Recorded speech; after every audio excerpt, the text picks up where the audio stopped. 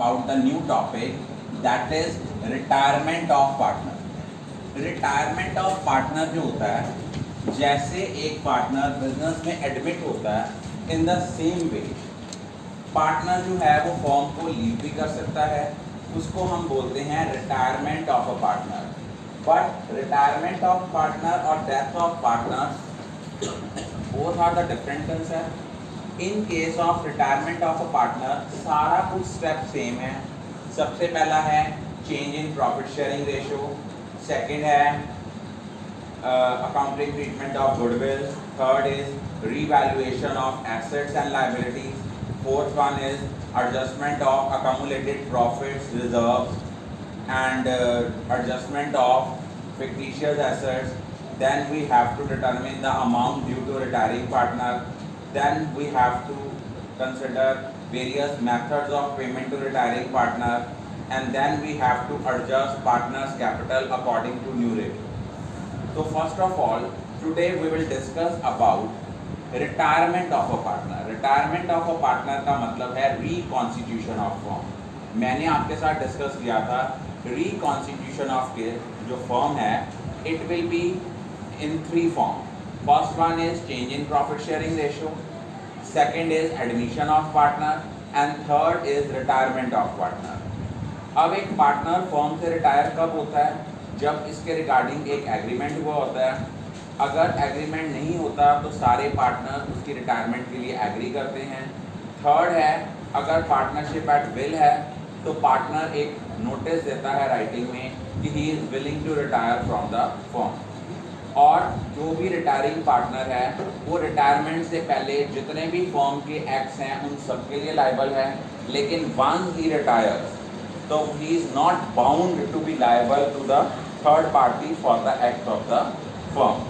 अब राइट्स क्या हैं रिटायरिंग पार्टनर के? रिटायरिंग पार्टनर के जो राइट्स हैं वो हैं कि वो अपना गुडविल का जो शेयर है वो ले सकता है, वो कैपिटल रिसीव कर सकता है, और कौन कौन सी एडजस्टमेंट्स होती हैं in case of retirement of a partner. पहला है change in profit sharing ratio. For example वो कहता है एक्स, वाई और Z, these are the three partners and their profit sharing ratio is 3:2:1. If nothing is given, what will be the new ratio? मान लो y retire हुआ, y का share खत्म कर दो, न्यू रेशियो विल बी 3:1. और अगर z retire होता तो न्यू रेशियो विल बी 3:2. अगर x रिटायर होता तो new ratio will be 2:1. In case of retirement of a partner, we have to calculate the gaining ratio. And what's the formula of calculating the gaining ratio? Gaining ratio का जो आपका formula है that is new share minus old share, that is reverse of sacrificing ratio. Gaining ratio is the difference between new share as well as old share. Then next हमारा question क्या आता है कि अगर सपोज कर लो उन्होंने लिखा हुआ है कि इनकी रेशियो थी 3:2:1 एक्स, वाई और जेड की. वाई रिटायर हुआ, वाई का जो शेयर है एक्स और जेड इक्वली एक्वायर कर रहे हैं, तो 3/6 में 1/6 ऐड किया, फिर 2/6 का 1/2 आया, फिर 1/6 में 1/6 ऐड किया, ये आया 4/6:2/6. न्यू रेशियो आ गई 4:2, दैट इज 2:1. एक ये केस है. और उसके बाद नेक्स्ट आपकी जो आती हैं वो हमारी आती है एडजस्टमेंट ऑफ गुडविल, कि हम गुडविल को कैसे एडजस्ट करते हैं. एक तो आपको आना चाहिए difference between sacrificing ratio and gaining ratio. Sacrificing ratio वो रेशियो होती है जिसमें नए पार्टनर के आने से पुराने पार्टनर्स को कितना सैक्रिफाइस हुआ. लेकिन ज़रूरी नहीं है कि sacrificing only in case of admission ही हो, इन केस ऑफ रिटायरमेंट भी हो जाती है. कि कई बार आपकी गेनिंग रेशियो नेगेटिव आ जाती है, it mean that partner is sacrificing. और सैक्रिफाइसिंग रेशियो निकालने के पीछे आपका ऑब्जेक्टिव क्या होता है कि नए पार्टनर के आने से जो सैक्रिफाइसिंग पार्टनर्स अपना शेयर जो है वो सैक्रिफाइस कर रहे हैं उनको कंपेंसेट करने के लिए हम सैक्रिफाइसिंग रेशियो निकालते हैं. और गेनिंग रेशियो क्या निकालते हैं कि पुराने पार्टनर के जाने से जो रिमेनिंग पार्टनर्स है जितना उनका शेयर ऑफ प्रॉफिट इंक्रीज होता है उसको कैलकुलेट करने के लिए हमें गेनिंग रेशियो की ज़रूरत है. गेनिंग रेशियो कैलकुलेट होती है इन केस ऑफ रिटायरमेंट और सैक्रिफाइसिंग रेशियो कैलकुलेट होती है इन case of admission of a partner. Sacrificing ratio का फार्मूला होता है old share minus new share और गेनिंग रेशियो का फार्मूला होता है new share minus old share. अब रिटायरमेंट के केस में गुडविल की एडजस्टमेंट कैसे करते हैं? देखो बेटा, यहाँ पे जो गुडविल की एडजस्टमेंट है, सिंपली हम लोगों ने क्या करना है, हम लोगों ने रिटायरिंग पार्टनर को कंपेंसेट करना है, उसको पैसे देने हैं, उसको हम क्या करेंगे, क्रेडिट करेंगे, क्योंकि जिसको भी आपने पैसे देने होते हैं वो आपकी लायबिलिटी है और जो भी लायबिलिटीज होती हैं दीज आर ऑलवेज क्रेडिटेड। तो हमने रिटायरिंग पार्टनर को क्या करना है, क्रेडिट करना है और अल्टीमेटली वो पैसे कौन बेयर करता है, गेनिंग पार्टनर।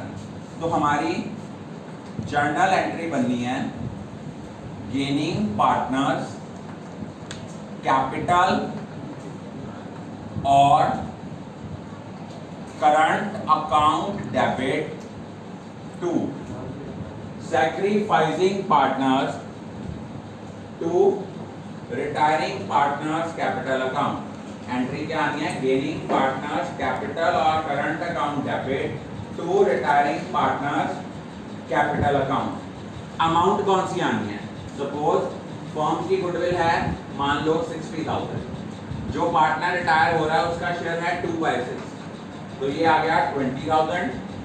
अब इस 20,000 को किस रेशो में गेनिंग पार्टनर्स बेयर करेंगे, इन देयर गेनिंग रेशो। और एक चीज याद रखना, अगर कोई गुडविल, जो आपकी गुडविल ऑलरेडी एग्जिस्ट कर रही है, उसको राइट ऑफ करना है among old partners in old ratio. और अगर आप लोगों ने गुडविल रेज करके राइट ऑफ करनी है, गुडविल को रेज करना है, रेज करने के बाद गुडविल को अगर आपने राइट ऑफ करना है, तो जब गुडविल रेज करनी है एंट्री क्या आनी है, goodwill account debit to all partners capital in old ratio. और जब आपने गुडविल को राइट ऑफ करना है फिर आपने एंट्री क्या करनी है, remaining partners capital account debit to goodwill in new ratio.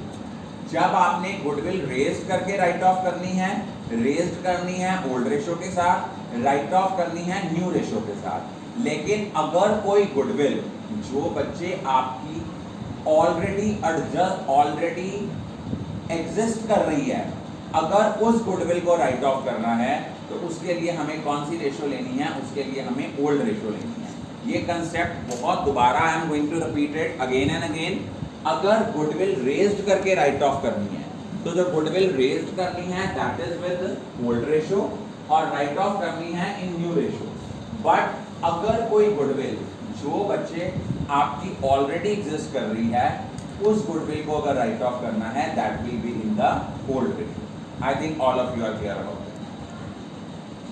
We are going to discuss about the concept of hidden goodwill, as we have done the same concept in case of admission of a partner.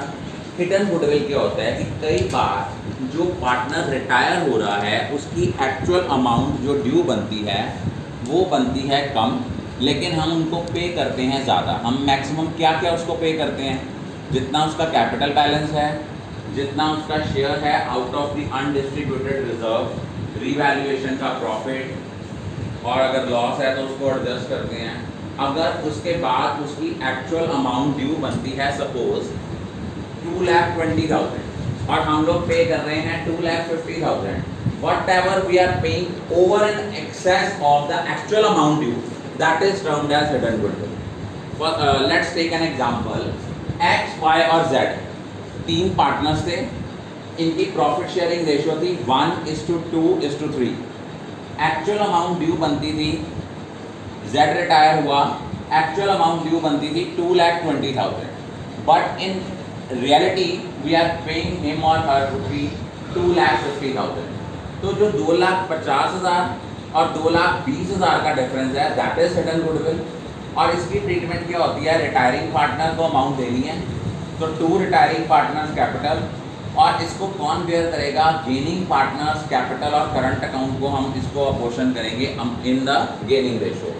For example X, Y और Z तीन partners थे, इनकी profit sharing ratio थी 1:2:3। Z retire हुआ, अब देखो Z retire हुआ तो Z की जो रेशो थी वो कितनी हो गई, इनकी न्यू रेशो हो गई 1:2। अब इसकी हिडन गुडविल की जो अमाउंट निकली थी वो आपकी आई थी 30,000।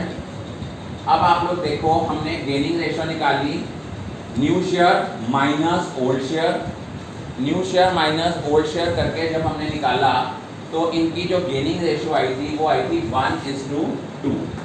इट मीन हमने Z को पेमेंट करनी है, Z रिटायरिंग पार्टनर है, उसको हम क्रेडिट करेंगे और डेबिट किसको करेंगे, X और Y को डेबिट करेंगे in the gaining ratio.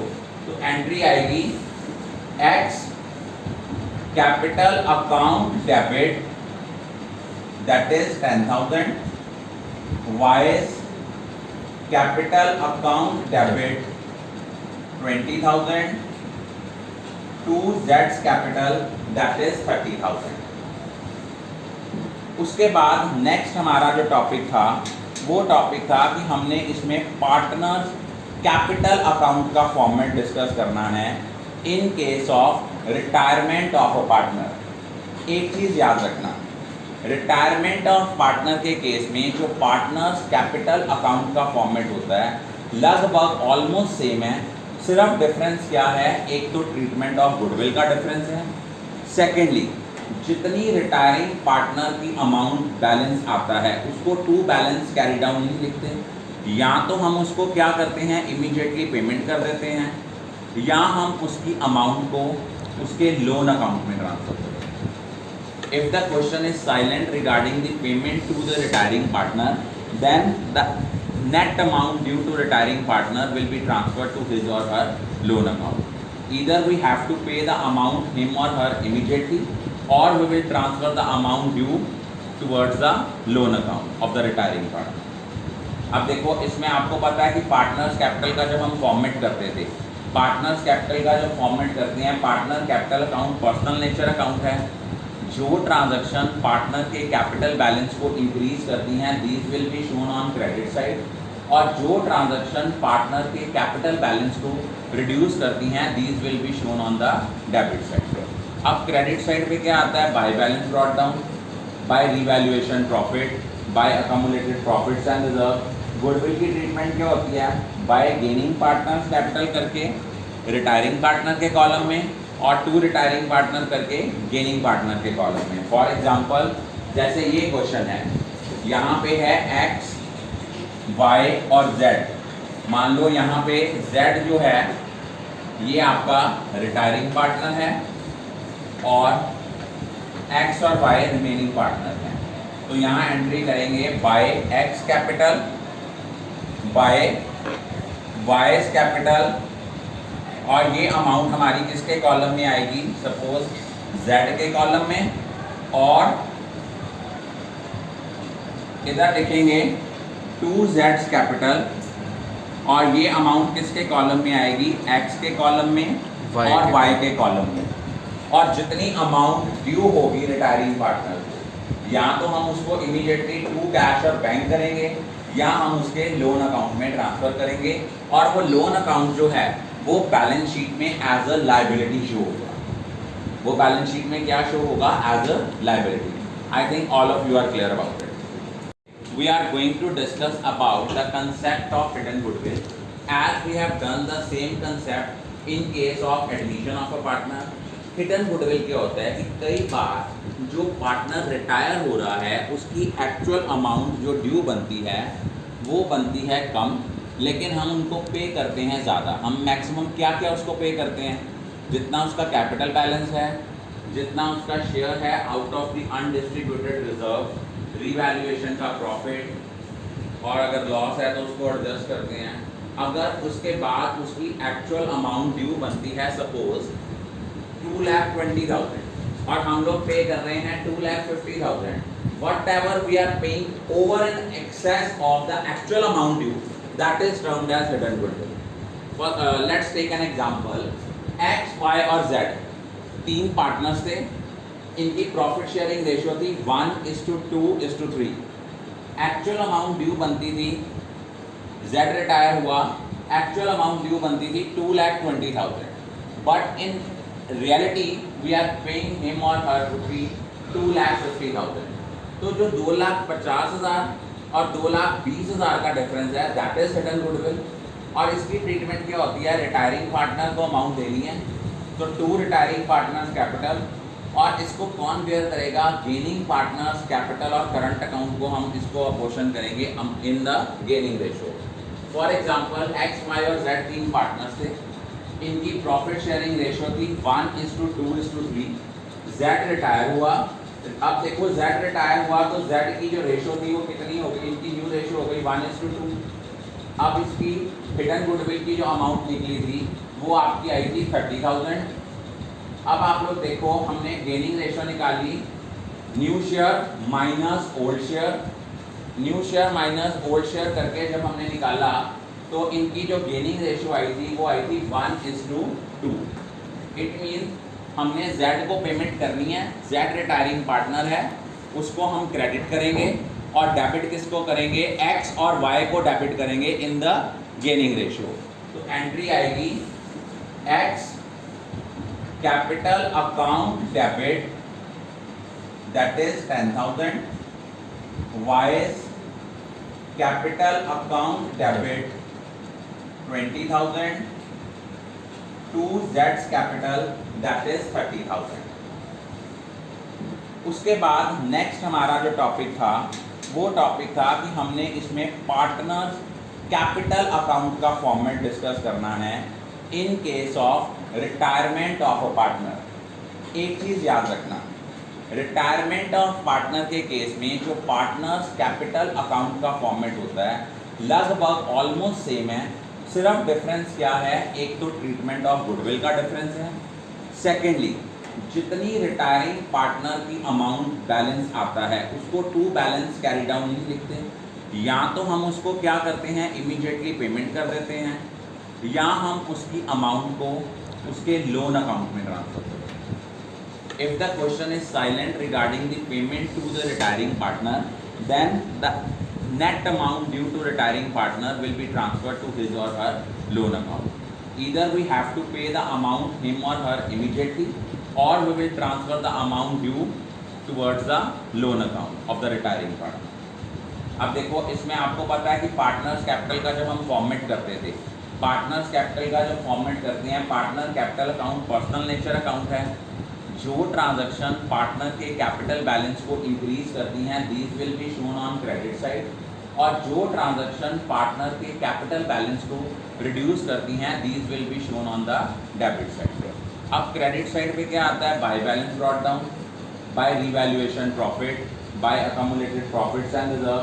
Goodwill की ट्रीटमेंट क्या होती है, बाय गेनिंग पार्टनर्स कैपिटल करके रिटायरिंग पार्टनर के कॉलम में, और टू रिटायरिंग पार्टनर करके गेनिंग पार्टनर के कॉलम में। फॉर एग्जांपल जैसे ये क्वेश्चन है, यहाँ पे है x, y और z, मान लो यहाँ पे z जो है ये आपका रिटायरिंग पार्टनर है और x और y रिमेनिंग पार्टनर है।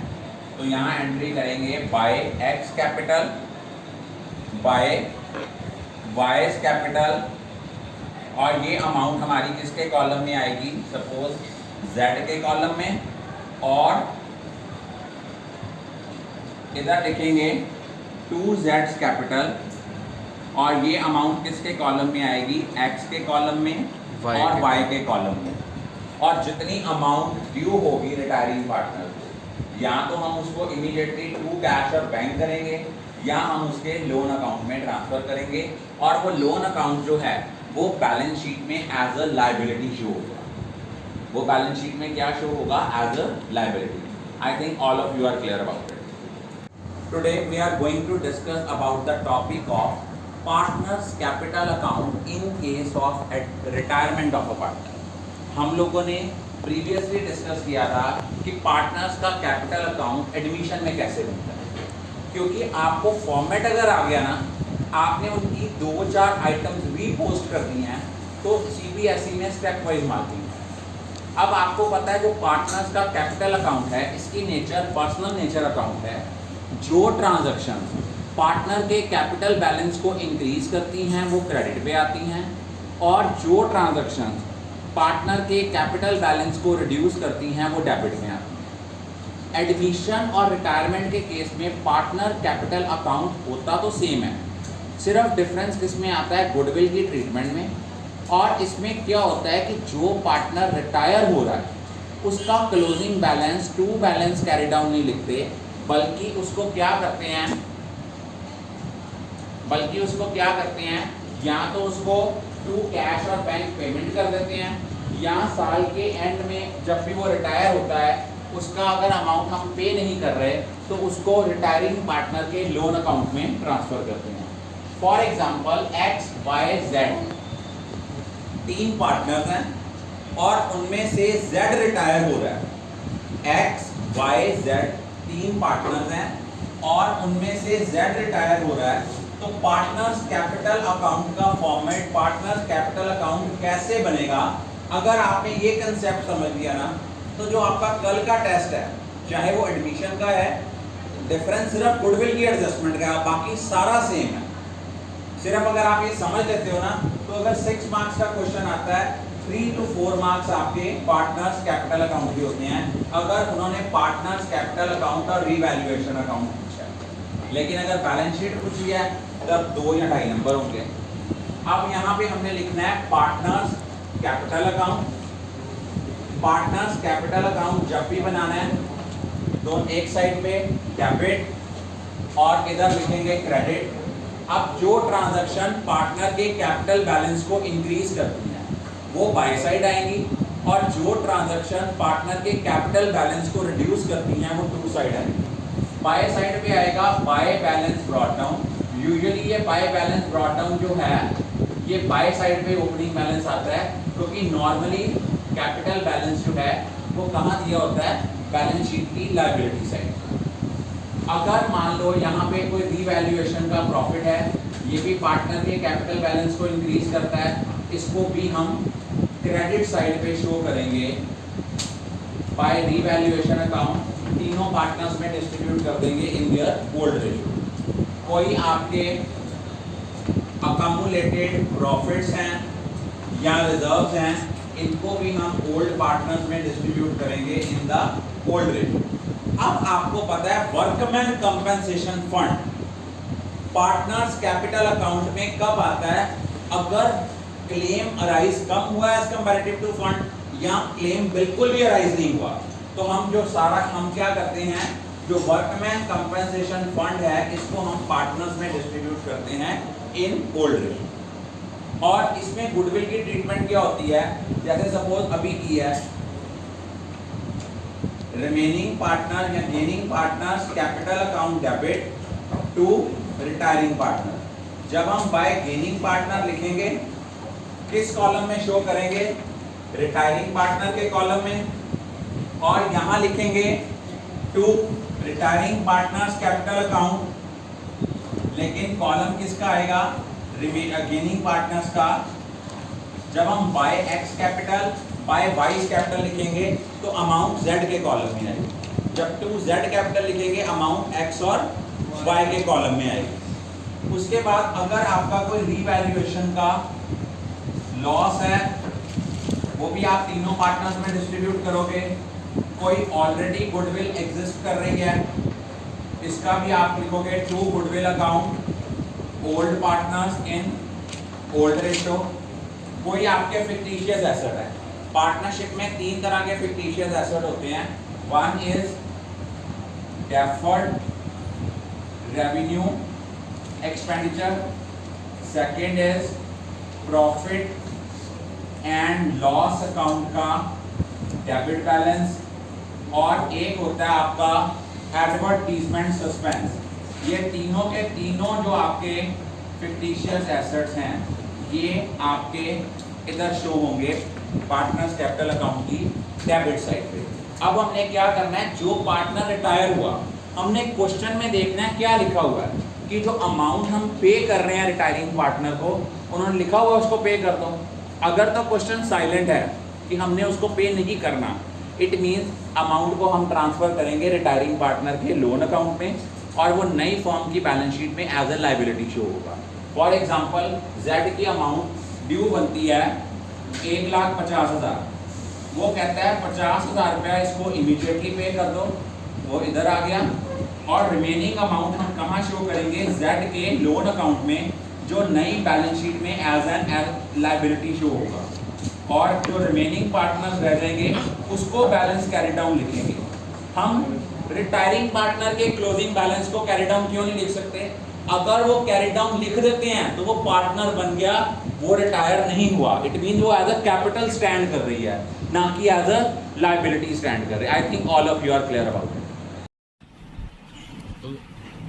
Today the topic of discussion is the mode of payment made to retiring partner.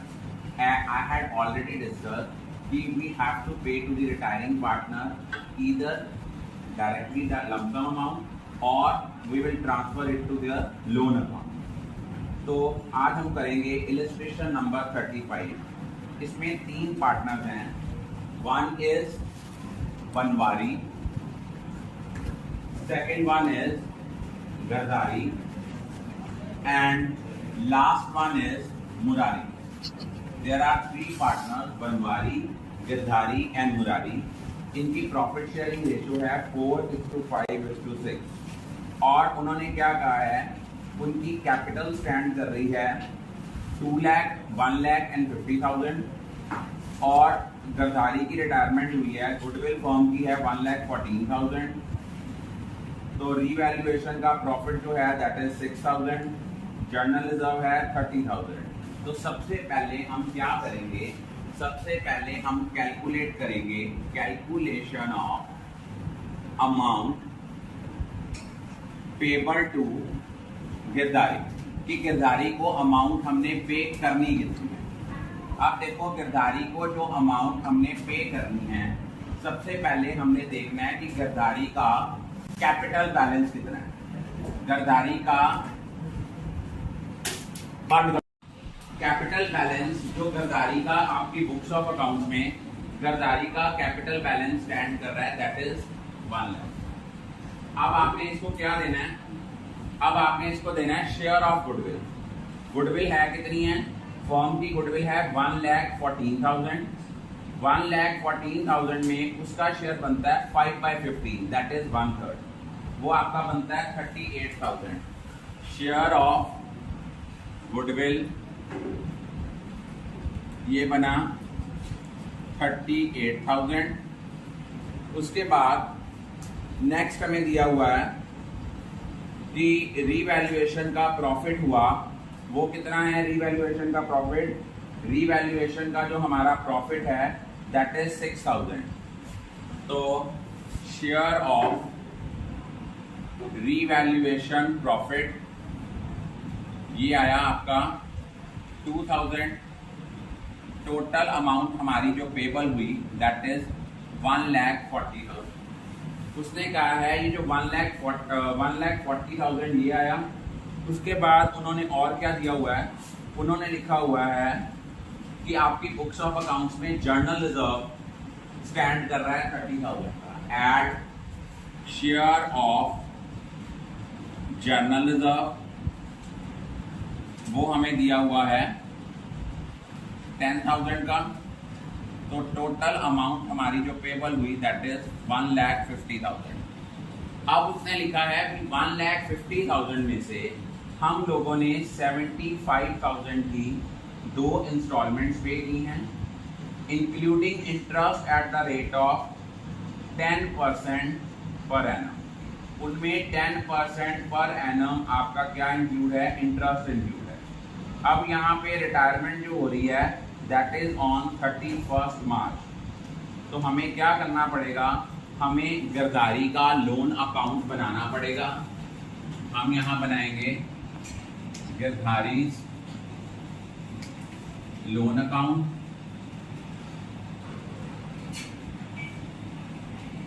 Date, particulars, amount, date, particulars, amount. अब जब हमने कैपिटल अकाउंट से लोन अकाउंट में ट्रांसफर किया, हमने एंट्री क्या की, हमने एंट्री करनी है Girdhari's capital account debit to Girdhari's loan account. तो अब हमने यहाँ पे इसको कहाँ, इस अमाउंट को कहाँ शो करना है, इसको हमने शो करना है बाय गिरधारीज कैपिटल, दैट इज 1,50,000। ये हमारा 31 मार्च ईयर कौन सा दिया हुआ है, ईयर हमें जो है वो दिया हुआ है 2014। तो 31 मार्च 2014 को हमारा ये बैलेंस है, इसको हमने कर दिया टू बैलेंस कैरी डाउन।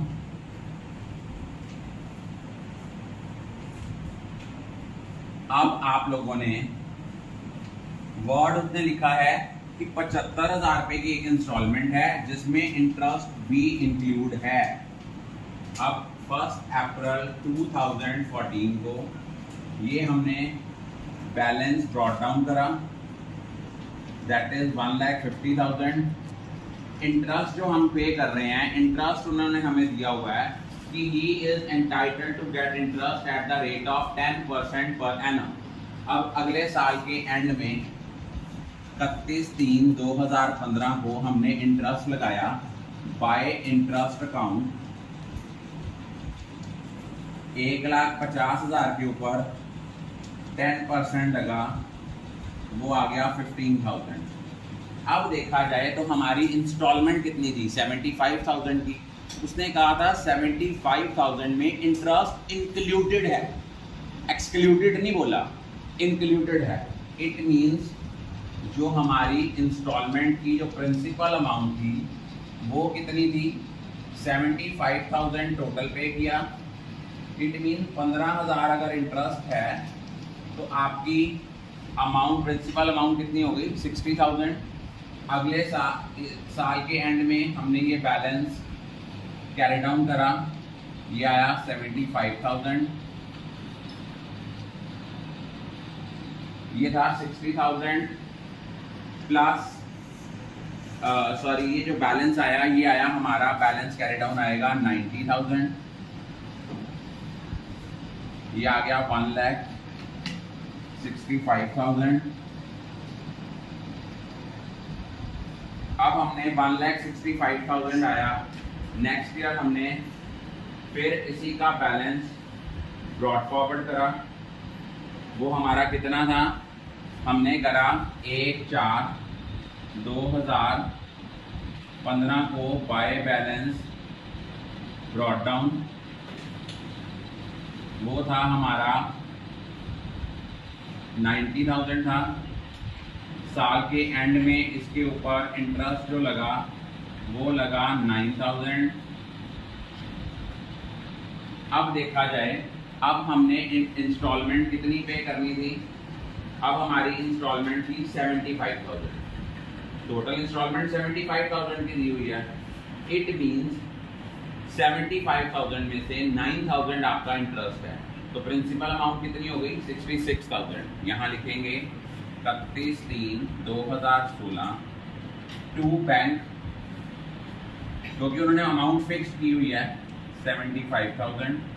अगर 9,000 इंटरेस्ट है तो प्रिंसिपल अमाउंट आ गई 66,000 टू बैलेंस कैरी डाउन 24,000 फिर बच गया। अब हमने 1 अप्रैल 2016 को बैलेंस ब्रॉट डाउन किया, ये बैलेंस ब्रॉट डाउन करके आया 24,000। साल के एंड में इसके ऊपर इंटरेस्ट लगाया, वो बना हमारा 2,400। अब हमने एंड में जो था वो सारी की सारी अमाउंट क्या कर देनी थी, पे कर देनी थी। अब हमारी जो लास्ट इंस्टॉलमेंट होगी वो 75,000 की तो पॉसिबल ही नहीं है, क्योंकि एक्चुअल में अमाउंट ड्यू जो देने वाली बनती है वो बनती है 26,400। तो हम मैक्सिमम उतना ही पे करेंगे ना जितनी अमाउंट ड्यू बनती है, क्योंकि उसने जो 75,000 बोला था वो फर्स्ट 2 इंस्टॉलमेंट्स का बोला था, लास्ट इंस्टॉलमेंट का तो कुछ कहा ही नहीं। अब हम इसको यहाँ पे सारी की सारी अमाउंट पे कर देंगे, ये आएगा to bank account 26,400. It is very important question for final examination point of view. I think all of you are clear about it. Topic of our discussion is capital adjustment. Capital adjustment in case of retirement. हमने एक करा था capital adjustment in case of admission. तो आज हम first case करेंगे, case 1, when total capital of new firm is given. When total capital of new firm is given. For example, X, Y and Z. These are the three partners. Out of these three partners, Y retired. इनकी ratio थी 3:2:1. ये retire हो गया. New ratio will become 3:1. अब उन्होंने कहा है capital of the new firm will be 2 lakh. Capital of the new firm will be 2 lakh. It means इस 2 lakh capital को हमने अपोषण करना है among X and Z in new ratio. तो ये यहाँ लिखना है to balance carry down 2 lakh का 3/4 that is 1,50,000 और Z का आना है 50,000. अब हमने देखना है क्वेश्चन में क्या लिखा है. अगर तो क्वेश्चन में लिखा है actual cash to be paid और टू बी रिसीव, मतलब अगर उनकी डेबिट साइड शॉर्टर आएगी तो बैलेंसिंग फिगर टू कैश या बैंक इसकी बैलेंसिंग फिगर आएगी. अगर इसकी बाय वाली साइड शॉर्टर आएगी तो balancing figure by cash and bank आएगी. Again I am going to discuss this topic with you. पहला केस है जब हमें total capital of new firm जो है वो गिवन है. Suppose X, Y and Z तीन पार्टनर्स हैं. इनकी प्रॉफिट शेयरिंग रेशो है 3:2:1. उनमें से Y रिटायर हुआ, न्यू रेशो हो गई 3:1. उन्होंने कहा the total capital of new firm will be 2 lakh. इस 2 lakh को 3/4 और 1/4 में डिस्ट्रीब्यूट किया. वो हमने लिखना है टू बैलेंस कैरी डाउन. अब उन्होंने लिखा actual cash to be paid और टू बी रिसीव. टू वाली साइड शॉर्टर है तो टू कैश और बैंक, बाय वाली साइड शॉर्टर है तो बाय कैश और बैंक. अगर उन्होंने लिखा होता है कि हमने एडजस्टमेंट्स करनी है थ्रू करंट अकाउंट, तो अगर टू वाली साइड कम है तो ये आएगा to concerned partners current account, और अगर बाय वाली साइड शॉर्टर है तो आएगा bye concerned partners current account. एक चीज याद रखना, जो आपका to concerned partners current account होगा ये बैलेंस शीट की लायबिलिटी साइड पे आएगा. बैलेंस शीट की लायबिलिटी साइड पे आएगा. और जो आपका by concerned partners current account है ये बैलेंस शीट की एसेट साइड पे आएगा. इट डिपेंड्स कि क्या लिखा होता है. अगर लिखा है adjustment to be made through partners current account तो टू वाली साइड शॉर्टर है तो to concerned partners current account, by वाली साइड शॉर्टर है तो by concerned partners current account. जो आपका to concerned partners current account है ये बैलेंस शीट की लायबिलिटी साइड पे आएगा. और अगर आपका by concerned partners current account है ये बैलेंस शीट की एसेट साइड पे आएगा. I think all of you are clear about it.